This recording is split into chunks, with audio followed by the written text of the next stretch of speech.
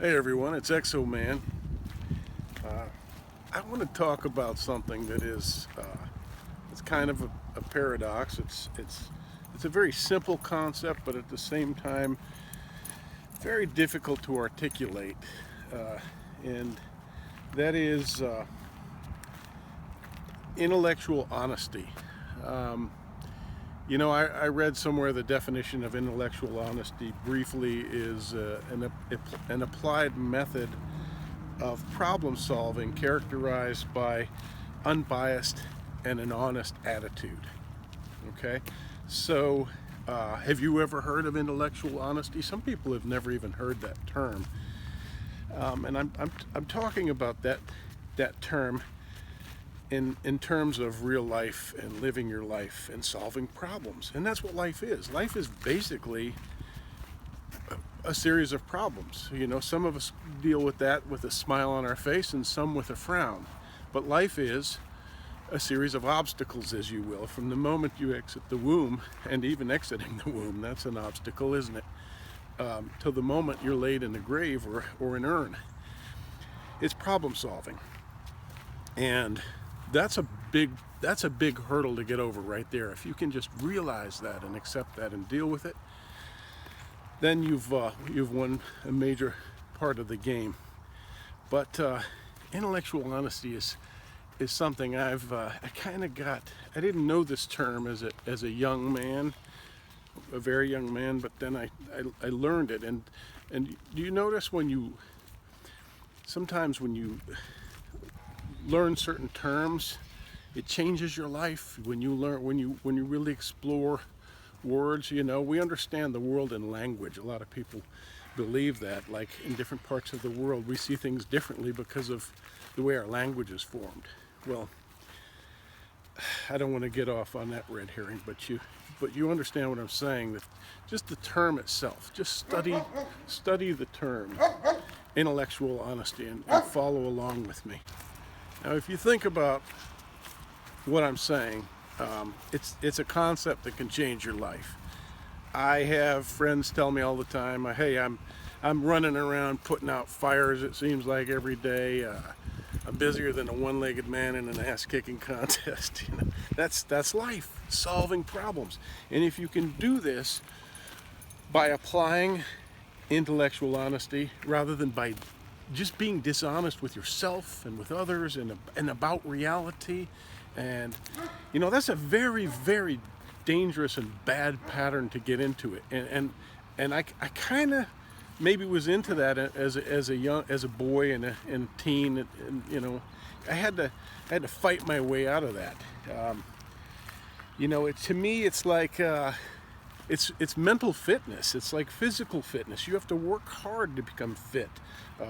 When I was 16, 17, I was a fishmonger and a fish fillet person. I spent my day filleting flounder and trout and mullet and whiting and sea bass and you name it. And I worked hard, and I carried heavy boxes of fish and big 50-pound sack bushels of oysters and things like that. And I liked it. I relished it. I was the guy to run to the truck in the morning, the ice cold refrigerated truck on a December morning to start lugging out the heavy boxes because I wanted to build my muscles. I wanted to build my core strength. In later years, I decided that I was more intrigued by brains and bronze, but that's neither here nor there. But in such a way, we can develop mental fitness by discovering the concept of intellectual honesty. Okay? If we use that applied method of problem solving, things tend to go much smoother. And it ain't easy. It's why I bring up the fitness aspect. It's not easy to build muscle mass. It takes effort. It takes concentrated effort. It takes focus. And let's look at the term focus. You've heard people say that to you in your life. Maybe you've heard people say, if you would just focus. Let's think about that term, because that is another term that has brilliant ramifications. If you really contemplate the term focus, think of a camera. for instance. And think, and when you swing the ring around on an SLR camera, and you use a depth of field mode, you can bring into sharp focus something that you desire to portray, and all else can be blurred. By the way, I bought a very expensive phone that has just such a feature. It's called the depth of field feature, in which I can get sharp focus on my lovely wife and blur out the background. And that's what you do with the world, is you learn to use your focus. And when you focus on negativity, you bring that into your forefront. You bring that into your world. You make that your world. You make your world negative. Conversely, when you focus on beauty and positive things, you bring those into focus. Okay, so this is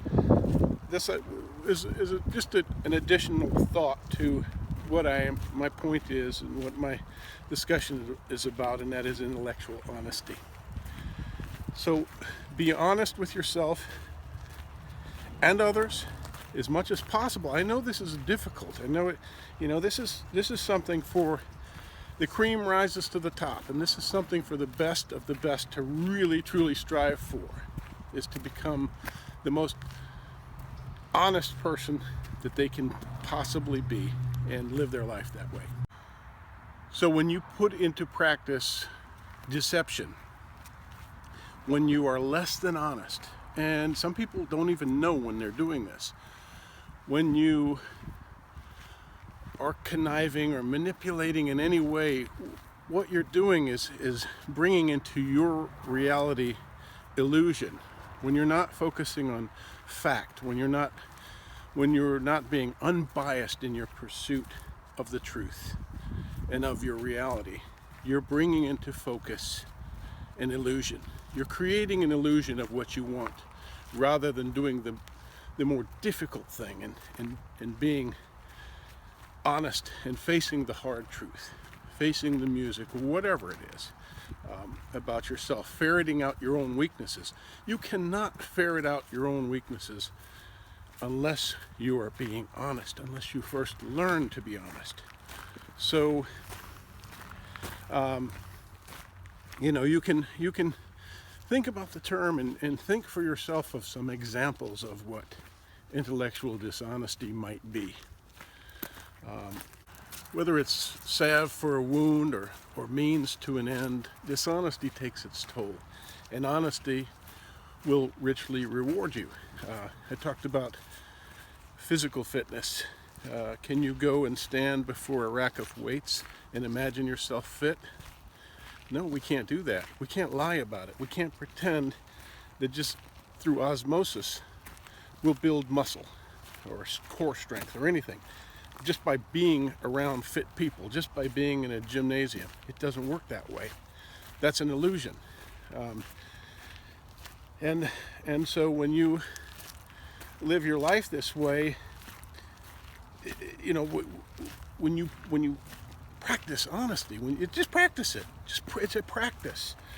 You're not going to be perfect at it, but daily practice it, and that's how you build the spirit and integrity and a worthwhile soul, a person who can die intact with integrity and honor, and have people honor and respect you.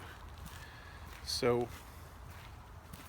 spend some time, if you will, reading, researching about this concept that I've laid before you. And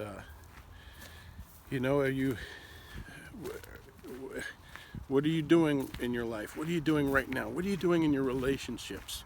Are you being really honest about who you are with the persons that you're having relationships with? Are you being honest about who they are? Or are you pretending that they're less than they are or more than they are? Are you pretending that you yourself are hurting when you're not, or more than you are? Just, are you manipulating in any way? any circumstance in your life. I'm telling you, if you get to the point where you're a fearlessly honest person, and willing to just go with your gut and be what you are and present that to the world with integrity, that's how you win, my friends.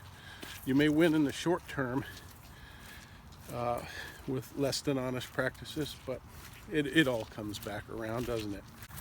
So I'm trying to wrap this up, but suffice it to say, if you are able to justify things, and you do that, you rationalize and justify things, and if you do this, we tend to sweep it under the rug and not admit it to ourselves. But if you are rationalizing and justifying less than wholesome means of finding the truth and getting what you want out of life, you're being dishonest, and it really doesn't serve you in the end. Like, here's an example of intellectual dishonesty, and I'll try to leave you with this. I was watching a program the other night about a rapist. This guy was a really bad, what rapist isn't bad, but he was a very successful predator and had racked up some 20-30 rapes, and he was a police officer. And one of the things that he would do, one of the things that he would say to his victims, he would have them shower, and he was not a murderer. He was a sexual predator, and he would say to the women, as toward the end of this experience, you should have locked your windows. If you would lock your windows and take better precautions, and he would give them this lecture after he raped them about how what he was getting across to them was that they were somehow culpable in this too. He wasn't that much of a monster because they were partly to blame, you see. So this is a man who obviously spent his life deluding himself, and he was in creating an illusion, and he had enabled himself to become so weak of spirit and mind that he thought this was okay, because he could, anyway, if I can find a justification, this terrible act is okay. That's what you become when you lose touch with intellectual honesty, okay? You become a kind of a predator, if you will. If you really saturate your being with that kind of nonsense, where you just reward yourself with the prizes of life for bad behavior and dishonesty, and you lie to yourself, and you take what you want and you rationalize it. That's it. Okay, so that's basically the gist of this very difficult, at least for me, subject to bring to light, and to, if you haven't thought about it in the past, to get you thinking about, because the things that we focus on are the things that we become. Let's all become honest and decent people, and doing the best we can. All right, thanks for watching, everyone.